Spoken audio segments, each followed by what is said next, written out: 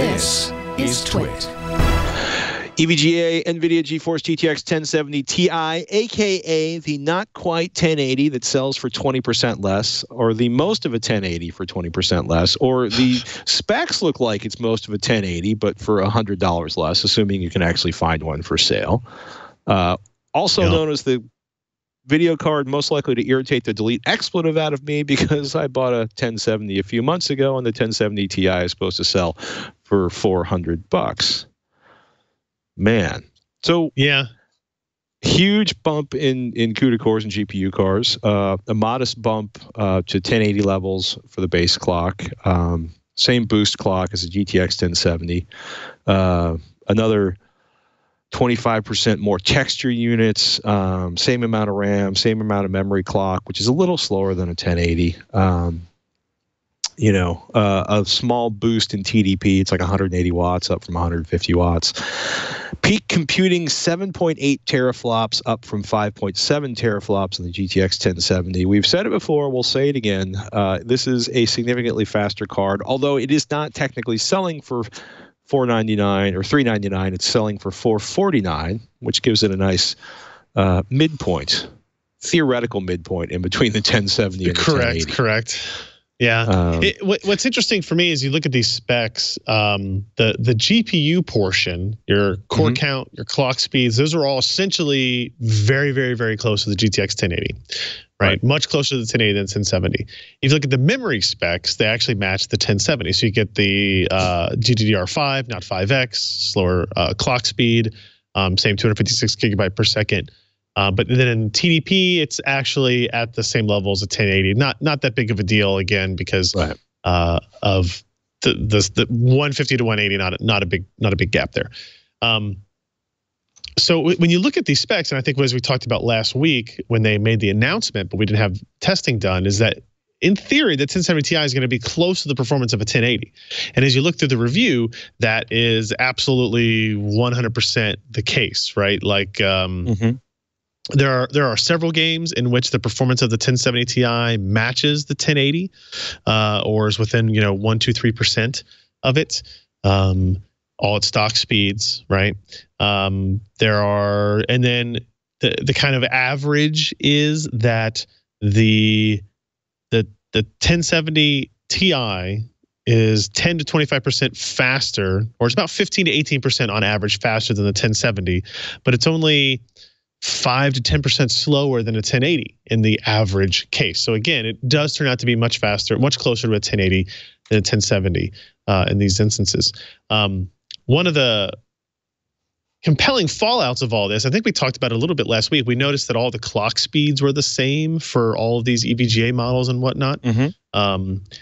And that's actually the case across all the partner cards now. They're all running at the same speeds. They just basically did not want, NVIDIA, when I say they, NVIDIA did not want any 1070 Ti retail card to outperform a 1080 retail card, right? So no super overclocked versions of the 1070 Ti can be sold because they would exceed the performance of a 1080 reference Founders Edition, spec'd card. Which is interesting to think about. And there have been some people who I've seen today, some content where people are talking about this in a really negative connotation. I say in my article, and I haven't had confirmation from NVIDIA on that they did it this way or that they're not going to do it in the future, but I have no reason to believe, and I don't think they would make this a policy moving forward. It's simply a result of their very complicated product lineup, where they're trying to squeeze this part in to right up near the 1080, but not quite at 1080, in order to put more pressure on AMD's Vega 64 and Vega 56. So I think this is a one-off case where they just they did not plan for the 1070 Ti to exist. They didn't think it was going to be necessary, or if they did, they thought it was going to, be maybe closer to that 1070 itself, in which case more overclocking on it wouldn't actually affect the 1080 at all. So when you get cards like that EVGA SC Black Edition, what you're paying for out of the box is better clock speed consistency, lower temperatures, which allows you to do more of your own overclocking manually, which is still completely 100% enabled, no issues with that. Like you can do as much as you want with Precision X software or MSI Afterburner software, whatever it is you want to do. It is worth noting on the second page of the story, we did have one graph that looks at clock speed and temperature, and because we had both the Founders Edition and the EVGA SC model, and which is the SC stands for superclocked. Alan's not here, but he would normally be complaining about that. And what you'll see is that after extended use, right there, that graph right there, the blue line, it's 4 lines, so it's hard to tell. The blue line is the Founders Edition clock speed. So if you look towards the right half of the graph, you start to see that it's moving around quite a bit, right? The orange line just above it is the EVGA card at clock speed, stock clock speed. So it maintains its clock speed of I think it's 1690 or something like that, pretty much all the way across. Or no, it's over 1800, isn't it? Yeah, all the way across without any really variance. And if you look at the gray line and the yellow line, those are the temperatures.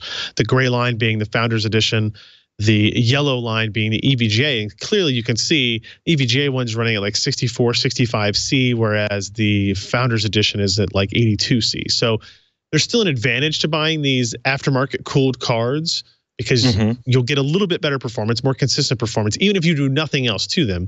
But then you also, your GPU running at 64 instead of 82 gives you a lot of advantage in terms of potential for clock speed overclocking on your own. So, and we did overclocking. I was able to get like 150 megahertz offset, which resulted in like a 1987 megahertz consistent clock speed. So almost 2 gigahertz on that. So that's when you start to wonder, would it be to 1080? And yeah, probably would. And that's what NVIDIA was trying to avoid, that PR discussion, I guess, if you will.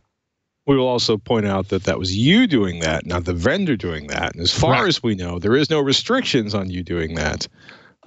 Correct. Yeah. Yeah. Who's paying attention? Oh my goodness.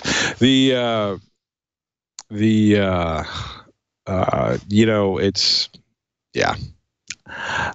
I would be more excited if I could actually buy one for less than like 500 and change. So, have you seen any remotely near? I mean, with Bitcoin, I got a text message from a friend last night. Yeah, it was $6,600 for Bitcoin last night. It is 69.66, almost a biscuit, if you will, under $7,000 for a Bitcoin right now. Apparently, it smashed past 7,000 sometime last night. So I'm gonna anticipate that the mining market, despite the fact that Bitcoin isn't being mined for the most part by GPUs, is not going to drop anytime soon. I feel comfortable in making this. The inventory has been better in the last several weeks than it has been in months, right? So availability of the AMD cards, the NVIDIA cards, is okay. It's not great, but it's pretty good. Right. The only thing I would say is, even though Bitcoin price going up may seem like an automatic negative to GPU availability, one thing to consider is all the stuff that GPUs are mining, they're not mining Bitcoin, they're mining all these cryptocurrencies. Yes.